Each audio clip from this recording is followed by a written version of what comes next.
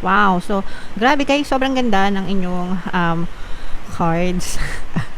Sobrang ganda ng spread nyo, mga kapiksi. Ito is swerte sa kaperahan, mga kapiksi, no? So, this is the energy of good luck, good fortune, swerte. This is the energy of financial gains, mga kapiksi. For some of you guys, no, maaaring may mga bagong opportunity sa pera na dumating sa inyo, mga kapiksi. So, pag sinabing opportunity sa pera, pwedeng trabaho, pwedeng negosyo, pwedeng investment, ganyan. And itong mga bagong opportunity na ito, mga kapiksi, maaari itong magdala ng more swerte and more pera sa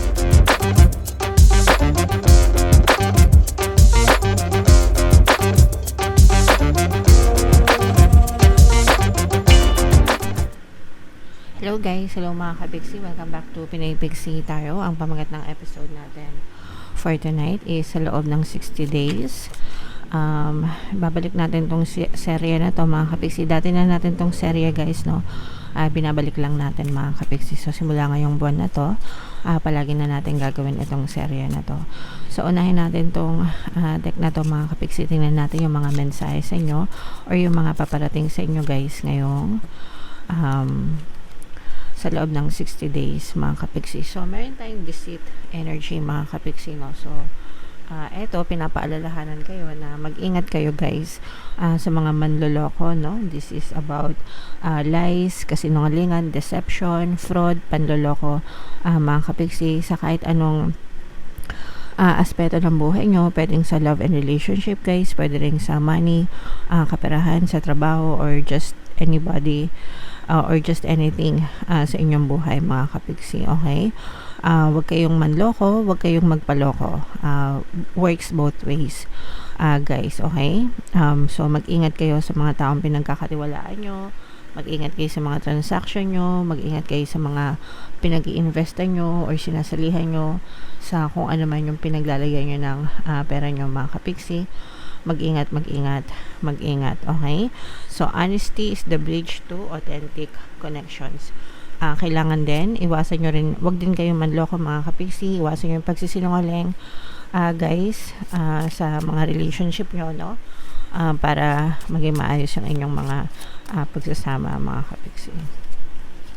Another message guys is control. So we have to let go of our control issues. Kung may mga control issues kayo, mga kapiksi, tigilan nyo na.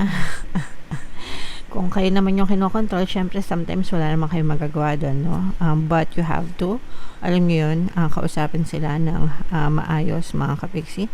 Pwedeng sa trabaho ito guys, kasi diba merong mga amo minsan na masyadong manipulative, masyadong control freak, micromanager, ganyan. So nakakasakal yung ganun, guys. Sa relationship ganun din. So yeah, kung kaya nating tiisin nyo. Kung ano, hindi, edi kausapin nyo ng mabuti, mga kapiksi, no?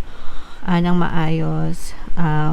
Let them know, express yourself and your thoughts, mga kapiksi. Now, kung kayo naman yung may control issues, dapat alisin nyo na yung mga control issues sa katawan nyo, guys, kasi walang nagagawang maganda yan sa buhay. Okay? So, by letting go of the illusion of control, we open ourselves to genuine freedom, guys. Mas masarap yung malaya, mga kapiksi. And another message, Cancer, meron tayong projection, mga kapiksi, no?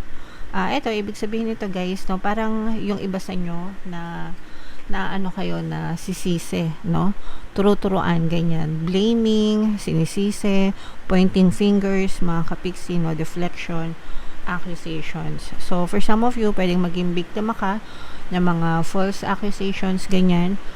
And yung iba naman sa inyo, wag naman kayong mansisi ng ibang tao, mga kapiksi. Always remember na buhay natin, tayo accountable dyan, guys. Okay? So seek the truth within before pointing fingers. Alamin nyo muna yung mga katotohanan bago kayo magturo-turo, guys. Tsaka wag na kayo magturo, baka manuno pa kayo.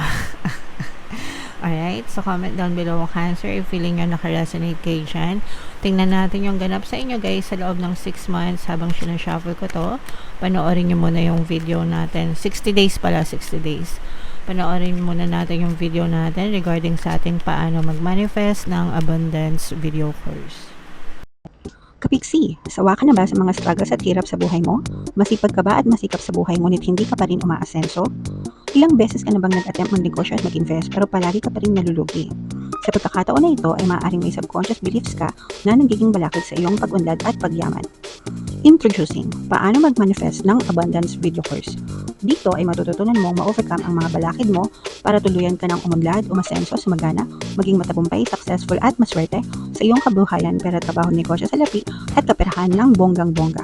Dali, mag-send na ng email sa pinoypixie@gmail.com at simulan na ang iyong pagyaman ngayon. Right guys, sa lahat ng gusto mag-avail ng course, naka-flash sa screen nyo. Una, meron tayong paano mag-manifest ng abundance video course. Meron din tayong paano mawala ang third party at magkaroon ng harmonious na relationship. And meron din tayong paano pabalikin si ex, revise breakup. So sa mga interesado guys, mag-send lang kayo ng email sa pinoypixie@gmail.com. So, Cancer guys, kayo ay represent ng Queen of Cups sa ating spread. Latag natin yung spread nyo, mga kapiksi. And by the way, mga kapiksi, sa mga naghahanap ng mga pampaswerte na lucky charms, lucky bracelet, may mga items na makikita kayo sa description box, guys.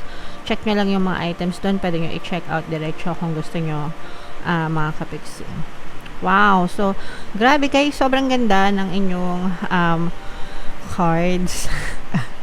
Sobrang ganda ng spread nyo, mga kapiksi. Ito yung swerte sa kaperahan, mga kapiksi, no? So, this is the energy of good luck, good fortune, swerte. This is the energy of financial gains, mga kapiksi. For some of you guys, no, maaaring may mga bagong opportunity sa pera na dumating sa inyo, mga kapiksi. So, pag sinabing opportunity sa pera, pwedeng trabaho, pwedeng negosyo, pwedeng investment, ganyan. And itong mga bagong opportunity na ito, mga kapiksi, maaari itong magdala ng more swerte and more pera sa buhay nyo, mga kapiksi. Pero guys, pagdating talaga sa kaperahan, sobrang positive ng energy nyo, mga kapiksi. Okay? So, i-mind nyo na yan sa comment section, mga kapiksi. Mind, swerte, good luck, good fortune, financial gains, more pera, dagdag pera, dagdag income, itong mga bagong opportunities na yan sa pera.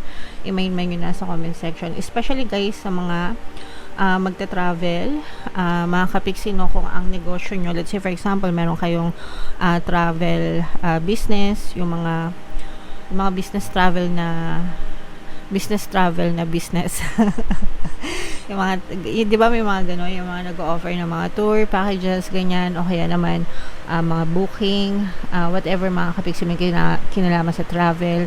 Yung inyong trabaho may kinalaman sa travel, like driver or piloto, stewardess, mga seaman, ganyan. Basta nagmo-move, nagta-travel, mga kapiksi, nakikita natin na talagang sinuswerte kayo guys.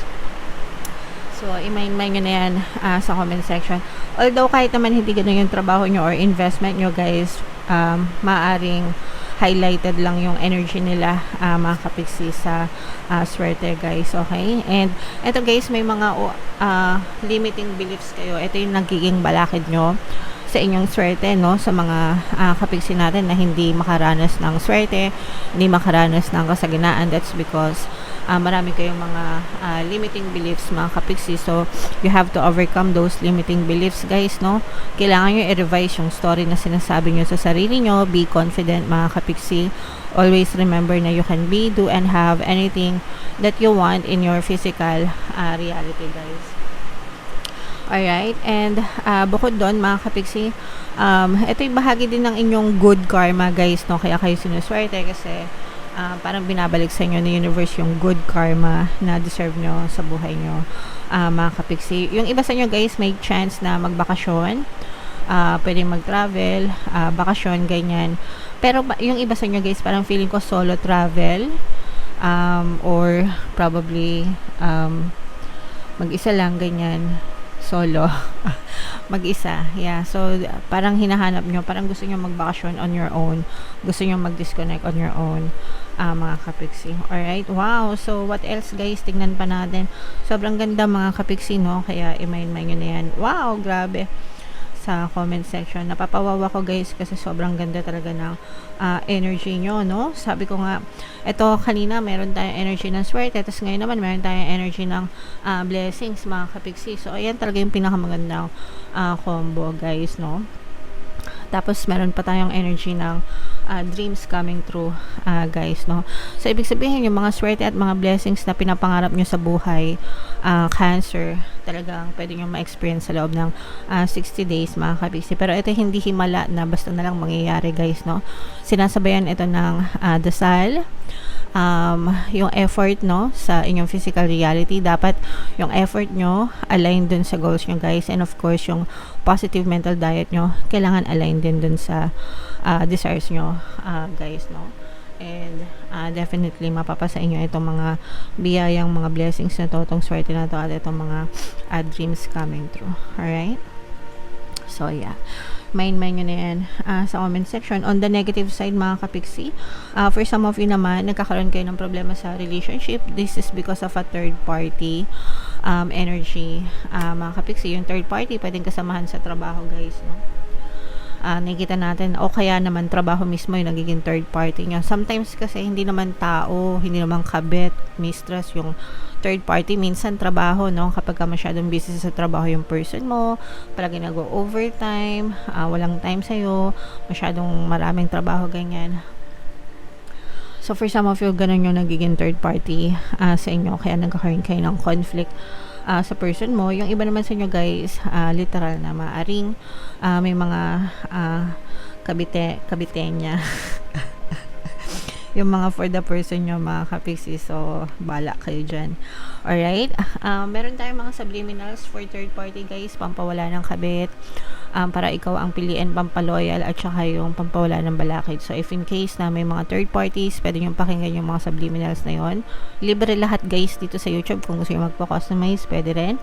And meron din tayong video course, guys, paano mawala ang third party at magkaroon ng harmonious na relationship. So yeah, comment down below, guys, if feeling nyo naka-resonate kayo dyan. And yung mga magaganda, guys, no, i-main nyo na sa comment section. So bunot lang tayo ng isa pa. Ito, bigla na lang siyang lumabas, nagpupumiglas. So never allow yourself to be taken for granted. It is better to remove yourself from the situation than to be treated less than you deserve. You are precious, you are worthy. So wag nyong hahayaan, guys, na ma-take for granted kayo. Even ikaw, dapat hindi mo tinitake for granted yung sarili mo. Kasi pag tinake for granted mo yung sarili mo, iti-take for granted ka rin ng ibang tao. So you should give value and respect to yourself the way that you deserve it, okay? And mas mabuti pa na umalis ka dun sa mga tao, sa mga sitwasyon na tinitake for granted ka, mga kapiksi, kasi hindi mo deserve yun, no? You are precious, you are worthy. Yan yung palagi nyong tatandaan, mga kapiksi. Alright, so yeah, comment down below, guys, if feeling nyo naka-resonate kayo. And again, guys, no, yung mga magaganda dito, i-main nyo na sa comment section.